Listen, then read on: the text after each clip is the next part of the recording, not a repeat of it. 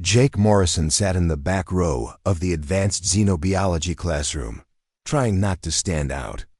At 22 years old, he was one of only 3 humans at Kepler Prime University, the most famous school in the galaxy. The other 2 humans were studying engineering on different floors, which meant Jake was completely alone in his biology classes. The classroom looked nothing like the ones back on Earth. The seats were arranged in a perfect circle around a glowing holographic display. In the center, each seat was different, designed for the various alien species that attended the university. Jake's chair was simple and Earth-like, but the seat next to him was filled with what looked like living crystal. That was Zixara, a Velinari student, who communicated through patterns of colored light that danced across her crystalline body. Right now, soft blue lights were moving through her form, which Jake had learned meant she was paying attention. When she was excited, the lights turned bright yellow and moved faster. On Jake's other side sat Thorgan, a Cromnite whose skin looked like gray stone. Despite being nearly 8 feet tall and weighing as much as a small car, Thorgan was one of the gentlest beings Jake had ever met. The big alien was always careful not to bump into smaller students, and spoke in a voice so soft it was almost a whisper. Across the circle, Pipla the Churi was taking notes on a device that looked like a tiny computer. She was only 3 feet tall, with 6 arms and large compound eyes that could see in directions Jake couldn't even imagine. Whenever she looked at Jake, which was often, her antennae would twitch in what he hoped was curiosity rather than fear. Professor Veltar stood in the center of the circle, her tall, thin body swaying slightly as she spoke. She had 6 eyes arranged around her head, and Jake never knew which one to look at when she was talking. Her voice was musical, like wind chimes in a gentle breeze.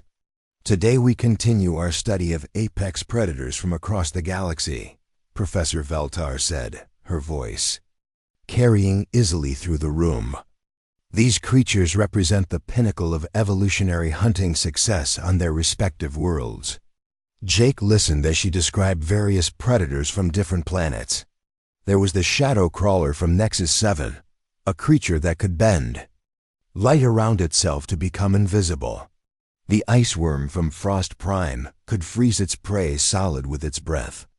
The thorn stalker from Verdun 3 had poison spines that could kill most life forms in seconds. As the professor spoke, Jake noticed something interesting about his classmates. They listened to these descriptions with the same calm attention they gave to any other lecture topic. Zixara's lights stayed a steady blue. Thorgan nodded thoughtfully. Pipla took careful notes. None of them seemed worried or frightened by the discussion of deadly predators. Jake found this strange. Back on Earth, even talking about dangerous animals like lions or bears made people nervous. Everyone knew someone who had a story about encountering a wild animal, even if it was just an aggressive dog or an angry goose. But these alien students discussed galaxy-spanning predators like they were talking about the weather. The common factor among all advanced civilizations, Professor Veltar continued, is that they evolved from species with minimal predation pressure. The Velinari, like our student Zixara, evolved from creatures that absorbed sunlight and minerals.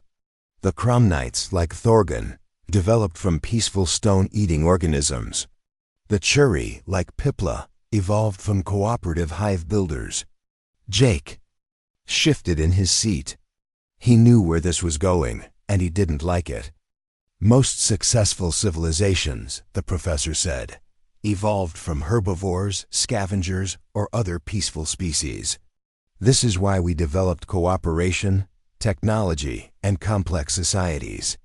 Species that evolved from predators or prey animals rarely develop advanced civilizations. Several students glanced at Jake. He felt his face get warm. Everyone knew that humans came from Earth, and Earth was classified as a Class 12 death world. Most of the students at the university came from Class 1 or Class 2 worlds, where the biggest dangers were bad weather or maybe a few poisonous plants. There are, Of course, exceptions, Professor Veltar said. And Jake was sure she was looking at him with at least 3 of her eyes. Some species from dangerous worlds do develop space travel and join galactic society. However, these Deathworlder species often struggle to integrate peacefully with more civilized races. Jake clenched his hands in his lap. He had worked harder than anyone to get into this university. His grades were perfect, his test scores were in the top 1%, and he had learned 4 different alien languages. But every day, he felt like he had to prove that humans weren't violent monsters. The worst part was that he understood why the other species were nervous around humans. Earth was a nightmare planet by galactic standards. It had active volcanoes, massive storms, deadly diseases, and thousands of species that could kill a human in various horrible ways. Humans had evolved to survive in that environment, which meant they had developed traits that seemed terrifying to species from peaceful worlds. Humans could run for hours without stopping. They could throw objects with deadly accuracy. They could track other creatures across vast distances. They could function despite being injured, sick, or exhausted. Most importantly, they could remain calm and think clearly while facing death. To species that had never faced a real predator, humans seemed like unstoppable killing machines. For tomorrow's class, Professor Veltar announced, we will have a special demonstration. The university has acquired a live specimen of a Corvan stalker, one of the most dangerous predators in the Outer Rim systems. Excited murmurs filled the classroom. Zixaris lights flashed bright yellow. Thorgan leaned forward with interest. Pipla's antennae twitched rapidly. The creature will be contained in a Class 5 energy field, the professor continued. This will allow us to observe its behavior and hunting instincts safely. It will be completely unable to harm anyone. Jake felt a chill run down his spine. He had read about Corvan stalkers in his research. They were 8 feet tall, incredibly fast, and could partially phase through solid matter. They were intelligent hunters that could adapt their tactics based on their prey's behavior. On their homeworld, they were the undisputed apex predator. Ah, you worried about tomorrow? Pipla asked Jake as the class ended. Her voice was high and musical, like the sound of small bells. Should I be? Jake replied, gathering his books. Oh no, she said quickly, her antennae drooping with embarrassment. I didn't mean to suggest that you should be afraid. I was just curious about how your species responds to potential threats. Jake looked at her for a moment. Pipla was genuinely curious, not trying to be mean. Most of his classmates were the same way. They found humans fascinating in the same way that humans might find a rare animal interesting. Humans don't usually worry about things that are properly contained, Jake sighed carefully. We trust good security systems. That's very logical, Thorgan said, his deep voice rumbling like distant thunder. Fear of properly contained threats would be inefficient. Jake nodded, but he couldn't shake the feeling that something was wrong. In his experience, the most dangerous situations were the ones where everyone assumed everything was under control. As he walked back to his dormitory, Jake thought about the differences between his species and his classmates. They saw the universe as a generally safe place where bad things happened rarely and could usually be prevented with proper planning. Humans saw the universe as a dangerous place where bad things happened regularly and you had to be ready for anything. Tomorrow, Jake hoped the universe would prove his classmates right and him wrong. But deep in his bones, he felt the old human instinct that had kept his species alive for millions of years. Something was going to go wrong, and when it did, he would be the only one ready for it. When Jake and the alien female reached the Stellar Wanderer, Lisa and Bobby were waiting at the airlock. Their faces showed surprise and worry when they saw Jake with his unexpected guest. "Captain, what is this?" Lisa asked, her hand moving toward her sidearm. "This is our new passenger," Jake said calmly. "She needed help." Bobby stepped forward, his tools still in his hands. "Boss, we don't know anything about her species.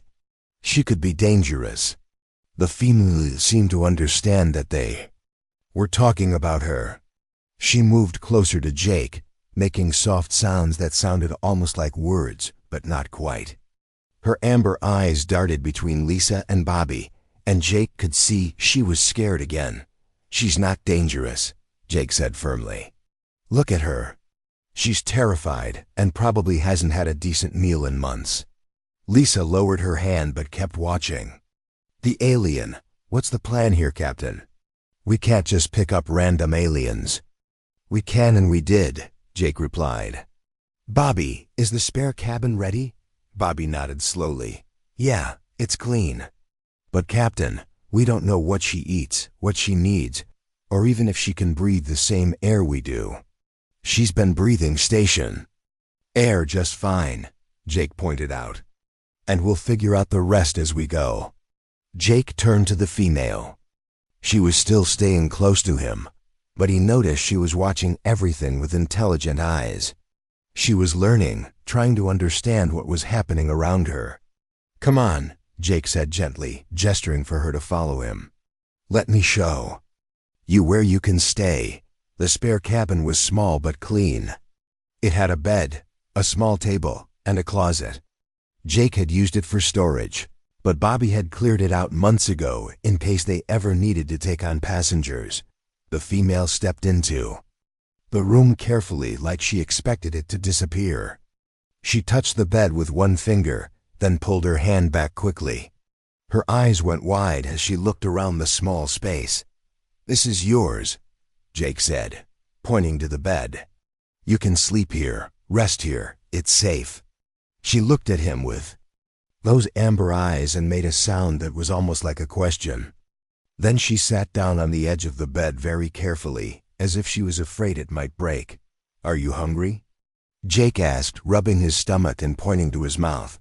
She tilted her head to one side, watching him. Then she copied his gesture. Touching her own stomach, she nodded. "Good. Food. I'll get you some food." Jake went to the ship's small kitchen and looked through their supplies. They had standard human food, but he had no idea what her species could eat. He decided to start simple. He heated up some vegetable soup and cut up some bread. When he brought the food back to her cabin, she was still sitting on the bed in the same position. She watched as he set the tray down on the small table. "Food," he said, pointing to the bowl. "Eat." She approached the table like a wild animal, ready to run at any sign of danger. She sniffed the soup, then looked at Jake. He nodded and smiled. She picked up the spoon and tried the soup. Her eyes went wide, and she made a sound that Jake thought might be happiness. She ate quickly, as if someone might take the food away. "At any moment, slow down," Jake said gently. "There's plenty. No one's going to take it." She looked at him, soup still on her chin, and something in her expression changed. For the first time, she seemed to really see him as a person, not just another alien who might hurt her. Over the next few days, Jake established a routine. He brought her food 3 times a day and tried to teach her basic words. She was a fast learner. Within a week, she knew words like food, water, sleep, and safe. But it was more than just learning words. Jake began to notice things about her that made him think she was much more intelligent than the slave trader had claimed. When he brought her meals, she always waited for him to eat first before she started. She watched how he used the utensils and copied him exactly. When he showed her how to use the shower in her cabin, she learned it immediately and kept herself very clean. Most interesting of all, she seemed to know things before they happened. The first time the ship's old air recycler started making strange noises, she was at Jake's cabin door before the warning light even came on. She pointed toward the engine room and made urgent sounds. "What is it?"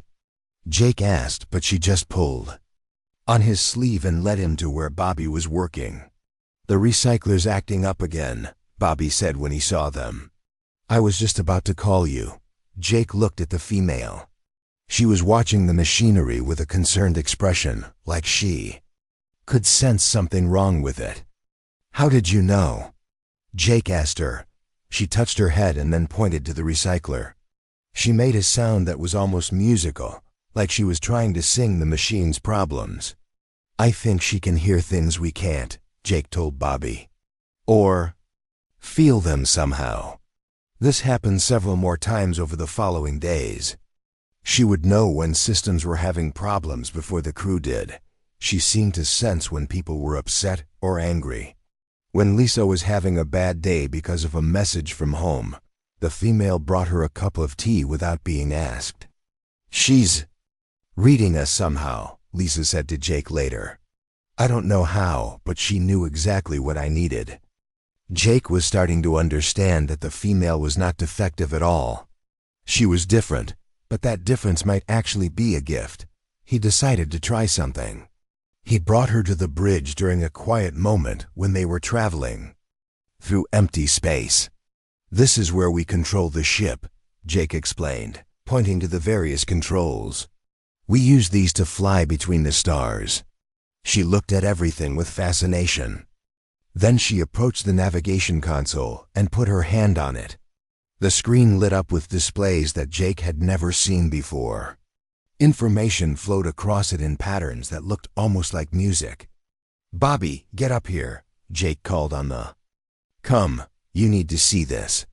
When Bobby arrived, the female was still touching the console. The navigation system was running faster and more smoothly than it had in years.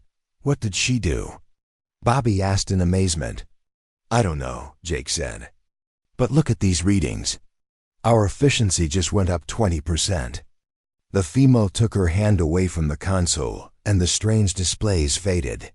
But the improved performance remained. "She's not just intelligent," Jake realized. "She has some kind of connection to technology. Maybe that's why the slave trader thought she was broken. She doesn't communicate the same way other species do." That night, Jake sat with her in her cabin. She had been with them for 2 weeks now, and he could see she was getting stronger and more confident. "I wish I knew your name," Jake said. "I can't keep calling you her or the female." She looked at him with those amber eyes and made a sound. That was like singing. It was beautiful and sad at the same time. "Is that your name?" Jake asked.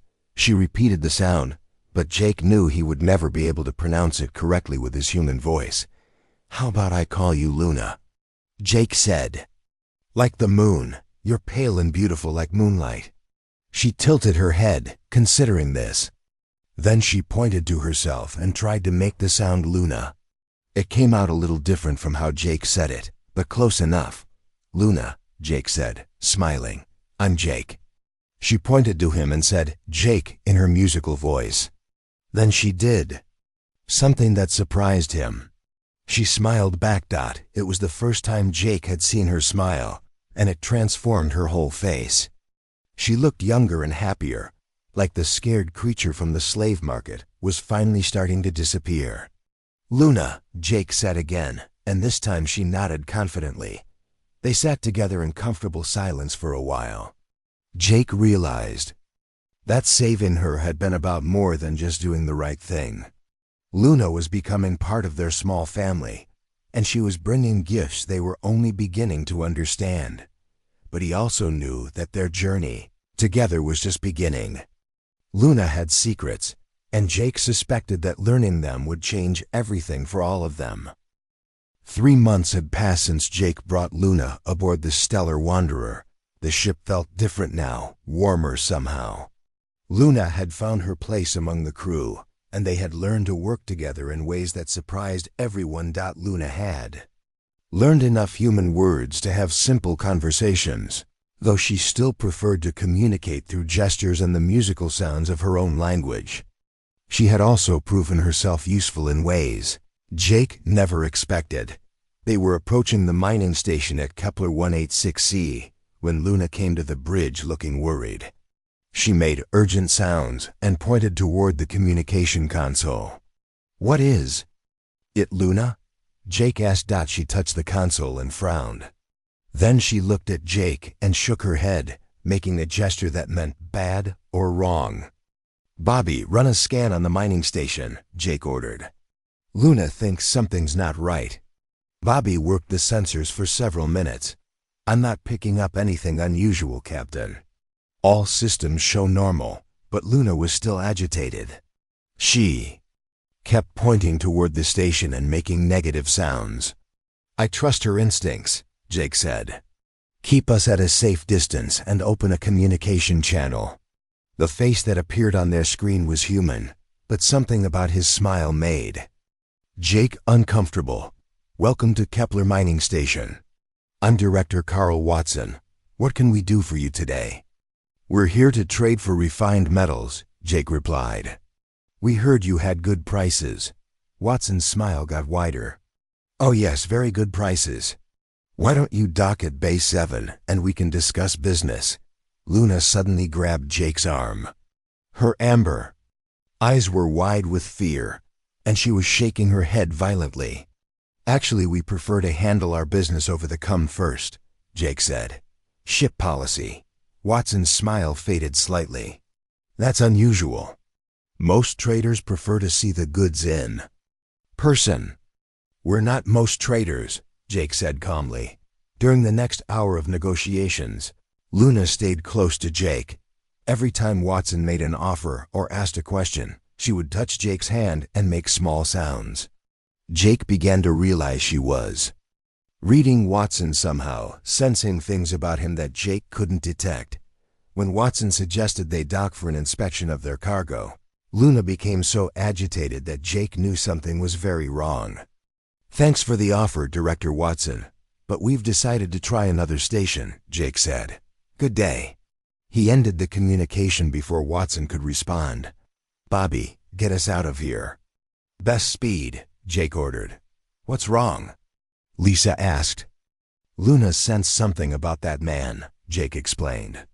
"I think it was a trap." As they moved away from the station, their sensors picked up 3 ships launching from hidden positions behind the mining facility. The ships began pursuing them.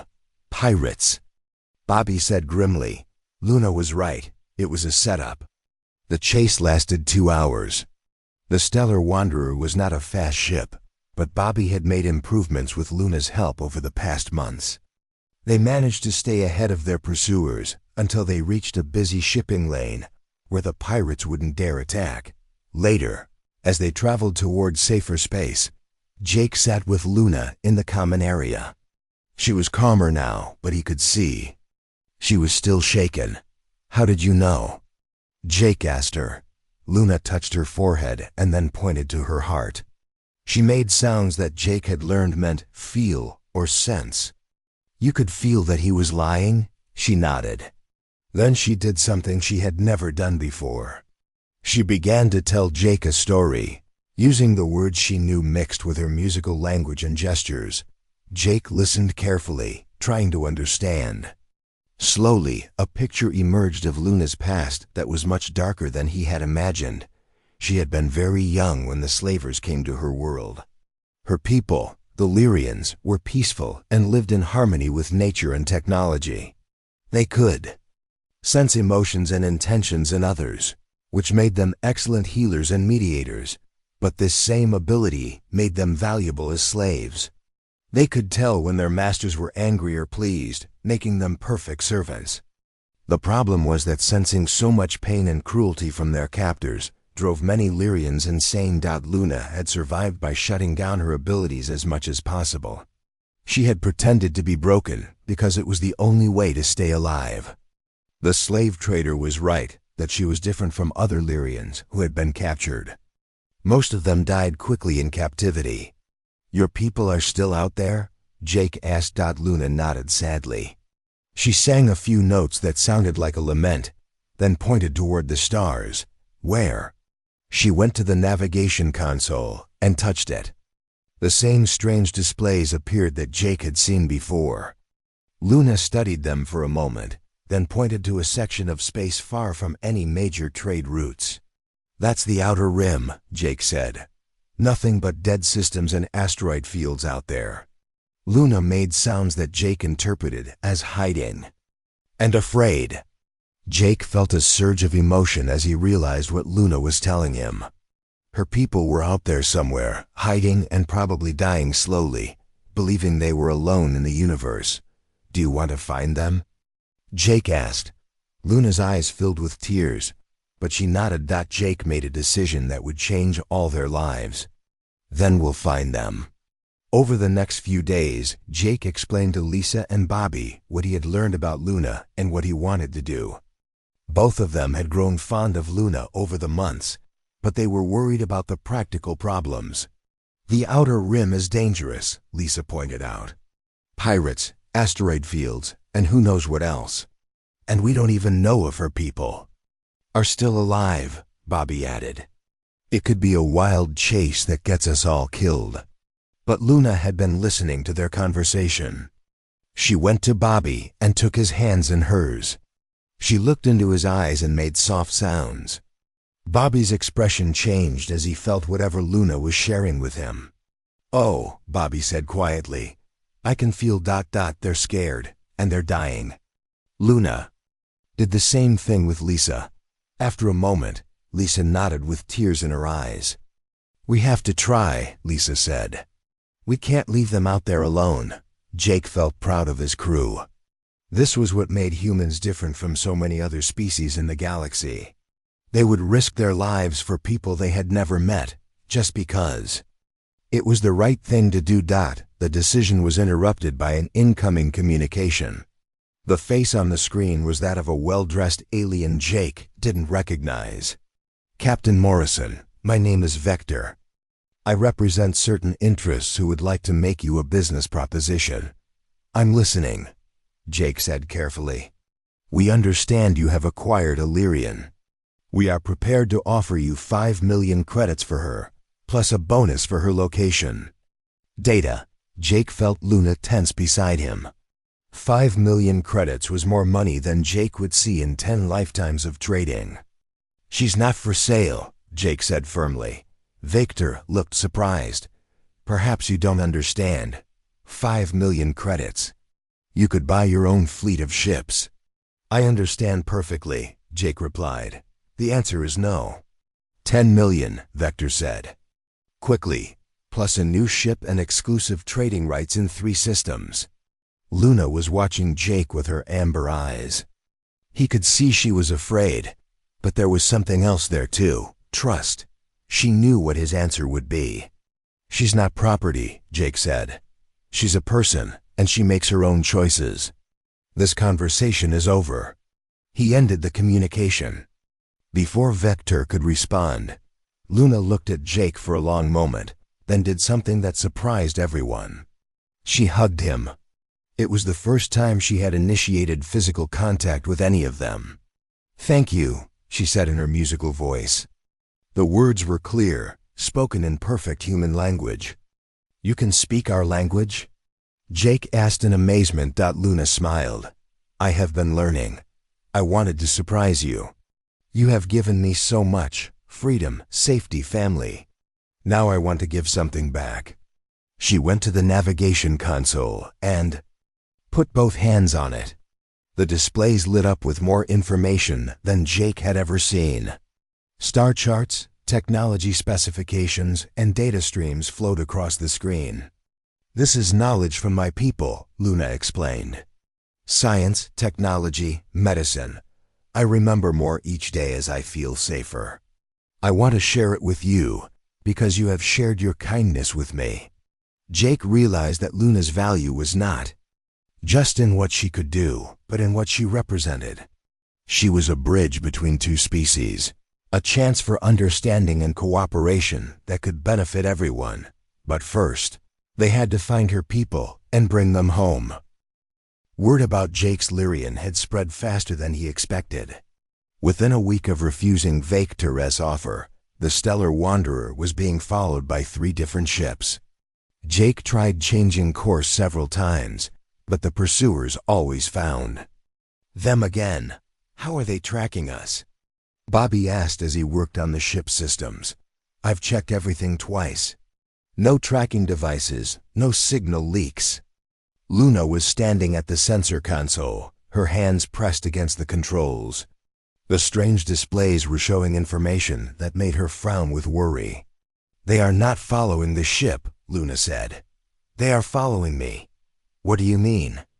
Jake asked. Luna touched her forehead. "My people have a connection. We can sense each other across great distances. These hunters have technology that can detect that connection." "So they can find you anywhere?" Lisa asked. Luna nodded sadly. "As long as I am alive, they will be able to find me. I am sorry. I have brought danger to you." Jake put his hand on Luna's shoulder. "You didn't bring danger to us. These people brought danger to themselves by hunting someone under my protection." The nearest pursuing ship sent a communication request. Jake accepted it, and the face of Vector appeared on the FIO screen again. "Captain Morrison, you are making this much more difficult than it needs to be," Vector said. "We have raised our offer to 15 million credits. Surely that is enough to change your mind." "The answer is still no," Jake replied. "Then perhaps you don't understand your situation," Vector said. His voice became threatening. "We know you are traveling toward the outer rim. That is very dangerous space. Many ships are lost there. It would be unfortunate if something happened to you." "Are you threatening us?" Jake asked. "I am offering you a choice," Vector replied. "Sell us the Lyrian and go home rich, or continue this foolish journey and face the consequences." Jake looked at Luna, who was watching him with those amber eyes. He could see she was afraid, but also that she trusted him to make the right decision. "Here's my choice," Jake said to Vector. "Stop following us or find out what happens when you threaten a human and his family." Vector laughed. "Your ship is old and slow.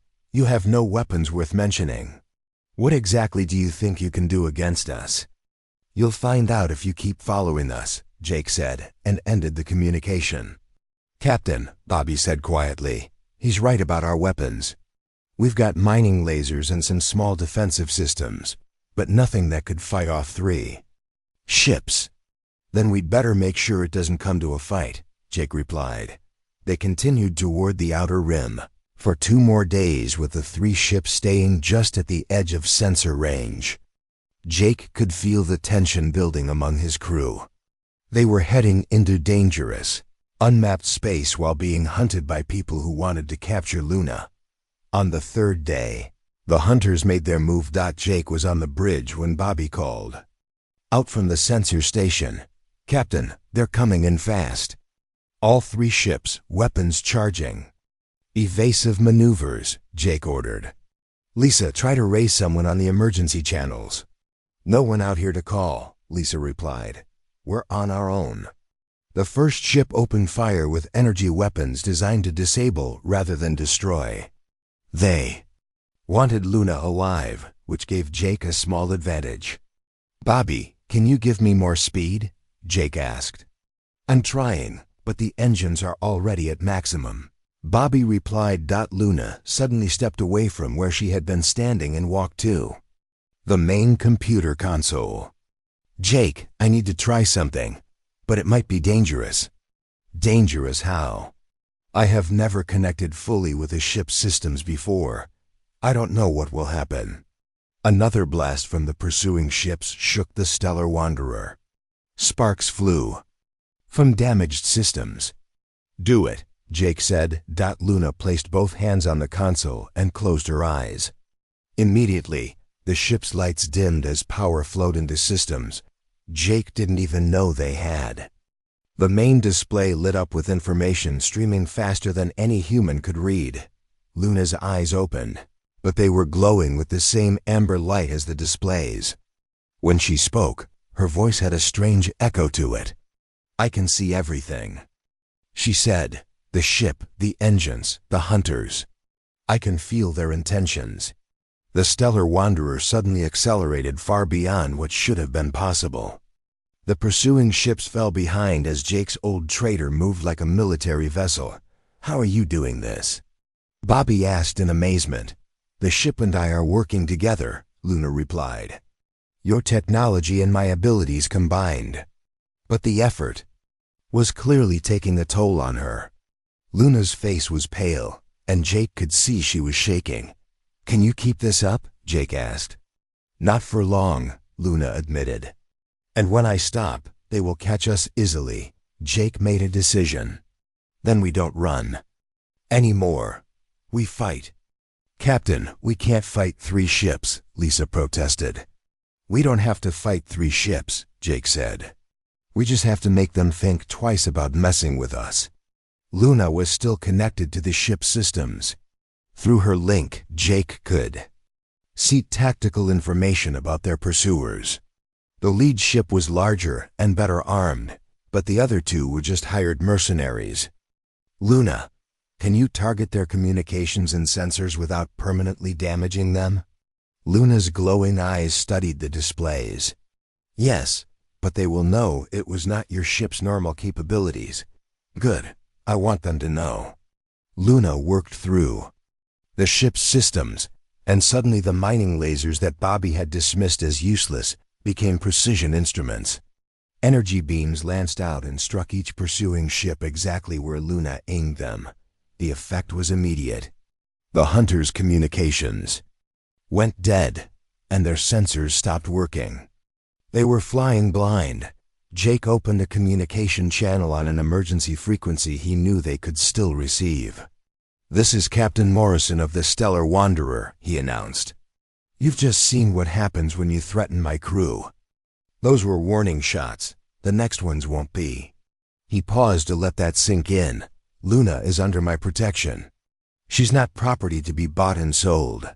She's a person with rights, and anyone who tries to take her will have to go through me first. You have 10 seconds to turn around and leave, or I'll show you what other surprises my ship has." For a moment, nothing happened. Then the 3 ships began to turn away. Luna suddenly collapsed, her connection to the ship's systems broken.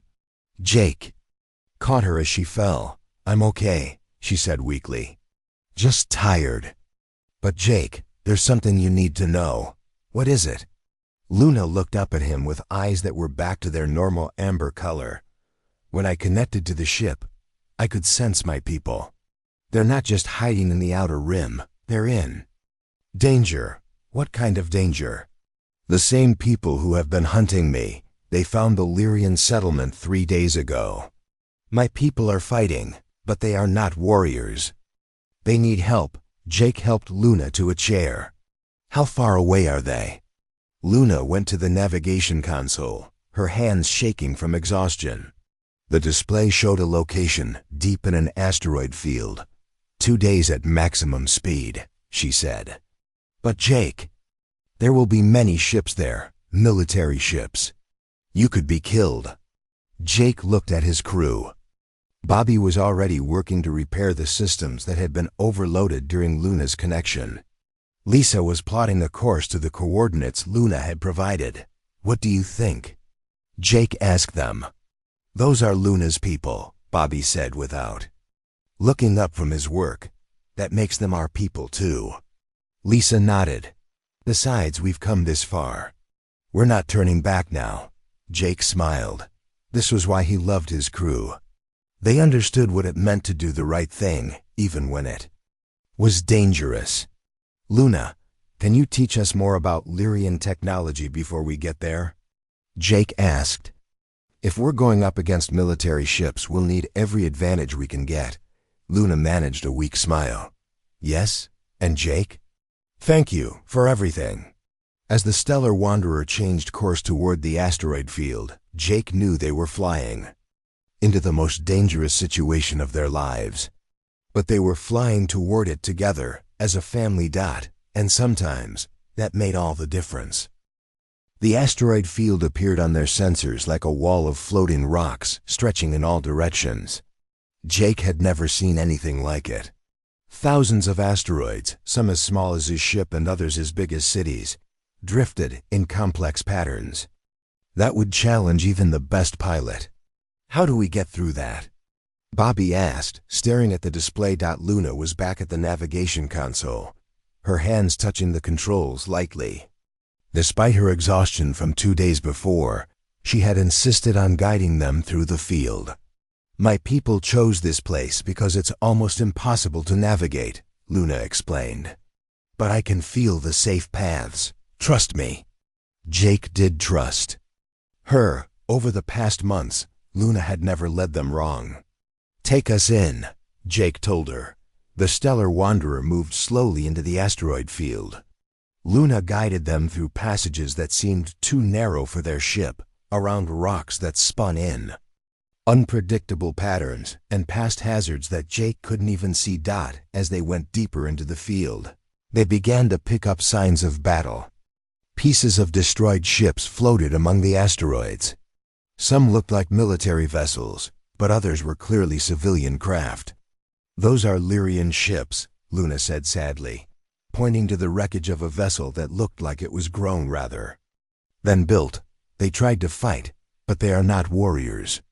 "How many of your people are there?" Lisa asked. "Maybe 200, Luna replied. "All that survived when our world was destroyed. We thought we were safe here." They continued through the field for 3 hours before Luna suddenly stopped guiding them. Ahead, they could see lights moving among the asteroids. "There," Luna said, pointing to a large asteroid that had been hollowed out. "That's where they are hiding, but look." Jake studied the tactical display. There were at least 6 military ships surrounding the asteroid. They were taking turns firing at the surface, probably trying to break through protective barriers. "Can we get closer without being seen?" Jake asked. "Yes, but what then?" Bobby said. "We can't fight 6 military ships." Luna was quiet for a moment, studying the enemy positions. "We don't need to fight them all. We just need to give my people a chance to escape." "How?" Luna smiled, and Jake saw something in her expression that reminded him of the scared creature he had found in the slave market. But now that fear was mixed with determination and hope. "I have an idea, but first I need to talk to my people." Luna went to the communication console and placed her hands on it. Instead of using normal radio signals, she began to sing. It was the most beautiful sound Jake had ever heard, like music and words and emotion all mixed together. After a few minutes, other voices began to answer. More singing came through the speakers, and Luna's face lit up with joy. "They're alive," she said, tears in her eyes. "Most of them are still alive." "What are they saying?" Jake asked. "They're surprised to hear me. They thought I was dead. And they're asking how I learned to sing with such strength." Luna looked at Jake with an expression full of love and gratitude. "I told them I learned it from humans. From people who showed me that family is not just about blood, but about choice and caring." She turned back to the console and sang some more. The conversation went on for several minutes before Luna stepped back. "They want to know if they can trust you," she explained. "They've been hurt by so many different species that they're afraid." "What? Did you tell them?" "I told them that you bought my freedom when no one else cared, that you gave me a home when I had nothing, that you chose to risk your lives to find them when you could have lived safely." Luna paused. "I told them that humans are different." Jake felt a surge of pride, not just in himself, but in what humanity could represent to other species. "So what's the plan?" Lisa asked. Luna's idea was simple but dangerous. The military ships were focused on breaking through the Lyrian defenses. They weren't expecting an attack from behind. If Jake could get close enough to one of their ships, Luna could use her abilities to disable their systems temporarily. "We only need a few minutes," Luna explained. "Long enough for my people to power up their ship and escape deeper into the asteroid field." "And then what?" Bobby asked. "Those military ships will just follow them," Luna smiled. "No, they won't. Because once my people are safe, I'm going to give these hunters exactly what they want." "What do you mean?" Jake asked, suddenly worried. "They want me. So I'll let them capture me. While they're busy with that, my people can get away." "Absolutely not," Jake said firmly. "We're not trading you for their freedom. Jake, it's the only way, Luna argued. If I stay with my people, the hunters will never stop chasing them. But if they have me, they might leave the others alone. And what happens to you? Luna looked down at her hands. I don't know, but my people will be safe. That's what matters. Jake felt the same anger he had felt in the slave market months ago. The idea of Luna sacrificing herself was unacceptable to him. There has to be another way, he said. There is, Bobby said suddenly. All eyes turned to him. What if we don't just disable one ship? What if we disable all of them? How? Lisa asked. Bobby was already working at his station. Luna showed us that Lyrian technology can interface with other systems. What if we could use that to create a feedback pulse? Something that would knock out their ship's electronics without permanently damaging them. Luna's eyes went wide. That might work. But it would require me to connect to multiple systems at once. The strain could kill me. Or it could save everyone, Jake pointed out. Luna thought about it for a long moment. I would need to link with our ship and at least 3 of their ships simultaneously. I've never tried anything like that before. But you think it's possible? Maybe, if you're willing to risk your ship. Jake looked at his crew. Bobby was nodding enthusiastically. Lisa looked nervous but determined. Do it, Jake said. They spent the next hour getting into position. Jake piloted the Stellar Wanderer through the asteroids until they were close enough for Luna to reach the enemy ships with her abilities. Luna sat at the main console, her hands touching multiple control surfaces. Remember, when I start this, you'll need to get us out of here quickly. I won't be able to help navigate. We'll be ready, Jake promised. Luna closed her eyes and began to connect with the ship's systems. Then she reached out further, extending her consciousness toward the military vessels. The effect was immediate and dramatic. All 6 enemy ships suddenly stopped firing. Their lights went out, and they began to drift powerlessly among the asteroids. But the strain on Luna was enormous. She was shaking, and Jake could see her skin had gone even paler than usual. Now, she whispered. Jake fired up the engines and began moving away from the disabled ships. At the same time, a large vessel emerged from the hollowed asteroid. It was clearly Lyrian in design, looking more like a living thing than a machine. Lyrian's ship moved through the asteroid field with graceful ease, following paths that only they could see. Within minutes, it had disappeared into the depths of the field where no pursuing ship could follow. Luna collapsed as soon as she saw her people were safe. Jake caught her and held her while she recovered. Are they going to be okay? She asked. Weakly, they're safe, Jake assured her. You did it. Over the next few days, as the military ships slowly got their systems working again and left the asteroid field, Jake and his crew met with Luna's people. The reunion was emotional and beautiful. Filled with singing and tears of joy, the Lyrians were grateful but cautious. They had suffered so much that trusting anyone new was difficult. But Luna's obvious love for Jake and his crew slowly won them over. Luna faced the choice Jake had been dreading. She could stay with her people or continue traveling with the Stellar Wanderer. I don't want to lose you, Jake told her honestly. You've become family to us, Luna smiled. And you've become family to me. But Jake, I've realized something. My people need what you taught me. They need to learn that not all other species are dangerous. They need hope. What are you saying? I want to be a bridge, Luna explained. Between my people and yours, between the past and the future. In the end, Luna chose both families. She would spend time with her people, helping them heal and teaching them about the good that existed in the galaxy. But she would also continue to travel with Jake, serving as an ambassador between humans and Lyrians. 6 months later, Jake stood on the bridge of a new ship. It was bigger than the Stellar Wanderer and equipped with both human and Lyrian technology. The official name painted on the hull was Hope's Bridge, but everyone just called her Hope. Luna was at the navigation console, working with both human and Lyrian crew members. They were on their way to Earth, where Luna would address the Human Council about establishing formal relations between their species. Ready for the jump to hyperspace? Luna asked. Ready, Jake replied. As the stars stretched into lines around them. Jake thought about the scared, naked alien he had found in a slave market less than 2 years ago. Now that same being was helping to shape the future of two species. Sometimes, the smallest act of kindness could change everything. Jake had learned that when he chose to buy Luna's freedom instead of walking away. He had wanted to save one person, but in the end, he had helped save 2 entire civilizations.